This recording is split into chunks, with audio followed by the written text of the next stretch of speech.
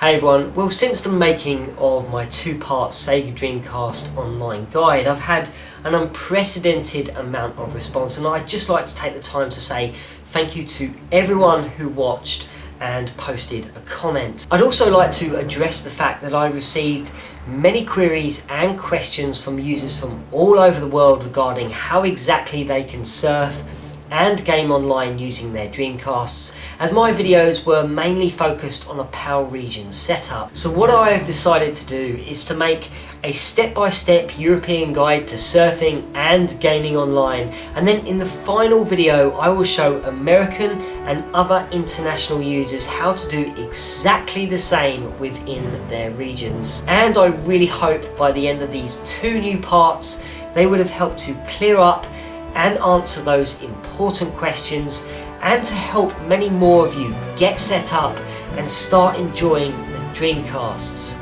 online offerings. And first up, it's the European Online Guide.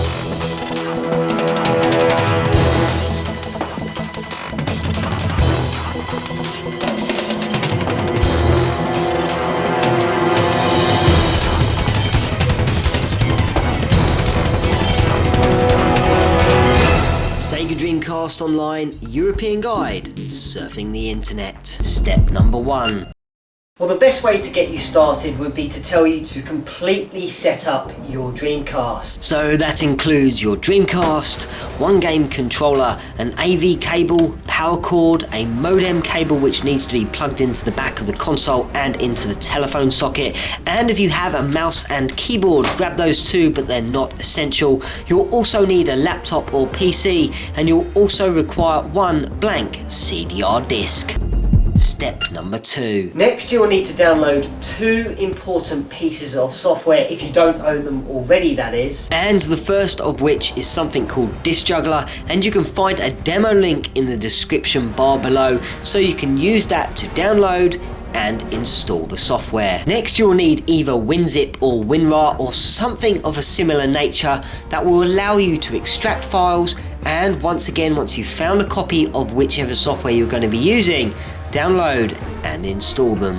Step number 3. The final piece of software you will need is Sega's Dreamkey version 3.0, and please note it has to be this version, otherwise none of this will work. Now, if you don't own a copy of Dreamkey version 3.0, you could possibly find one on eBay, or you can simply do the following and go to the following website, and again the link is in the description bar below, so do not worry, and you can download Dreamkey 3.0 for free. And once your download is completed, you need to double click on the Dreamkey file and your extracting software should load up, and now you need to double click on the image.cdi file, and winrar or winzip will now extract the files and then should automatically open up diskjuggler once completed. You'll now need to pop in your blank CDR disc into your laptop or PC and tick and select the following items under the Advanced tab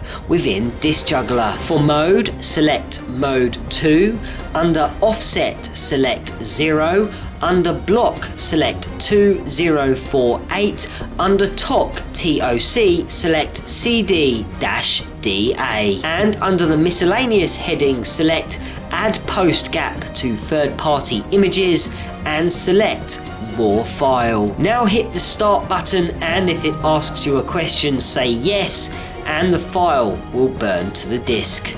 Step number 4. Now, once you have a copy of Dreamkey 3.0, you can pop it into your Dreamcast and switch it on. Now you'll need to wait for the software to load, and then you'll be able to press start. You'll then be given two options. Now, I will personally always hit the go online option, as the setup and manual options will normally shut down the software for some reason or another. So hit go online instead, and now as you have no ISP set up, it will tell you this.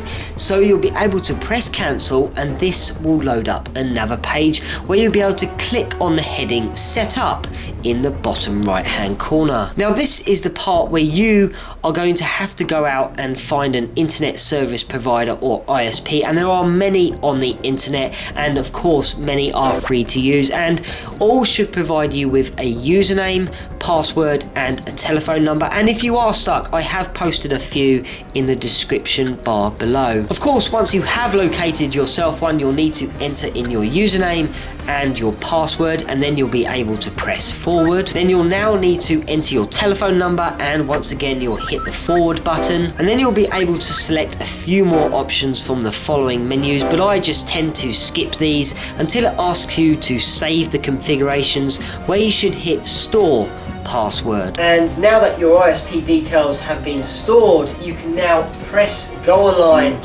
and surf the internet with your Dreamcast.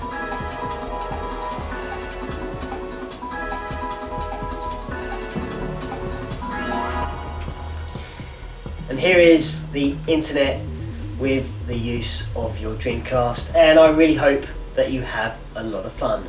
Well, let's get to the online gaming side. Sega Dreamcast Online, European Guide, Gaming Online. When it comes to gaming online with your Dreamcast, there are now only a handful of titles that are able to be played online, and they include 4x4 Evolution, Star Lancer and Maximum Pull, and those games are only available via the dial-up connection. And then there's Quake 3 Arena and Phantasy Star Online, which are both available via the dial-up connection and with the use of a broadband adapter as well. And for this part of the guide, I will be showing you how to set up Phantasy Star Online from start to finish.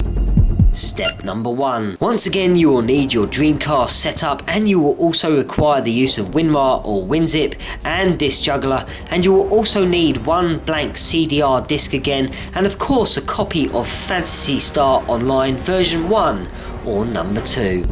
Step number 2. Now, because Sega's original servers have been pulled down, we need to be able to bypass these, as the game will still try to tap into them when we dial up. So first of all, you need to download the PSO Patcher, which enables the game to dial into the Silverant servers, which were created by Lawrence Siebold. Once the PSO Patcher has been downloaded, you need to extract the PSO Patcher using WinRAR or WinZip, and then once extracted, diskjuggler should open up again. Now place the blank CDR disc into the CD disk drive on your PC or laptop, and select the exact same options that were used in step number 3 in the surfing guide. And once you're done, hit the start button to burn the PSO Patcher.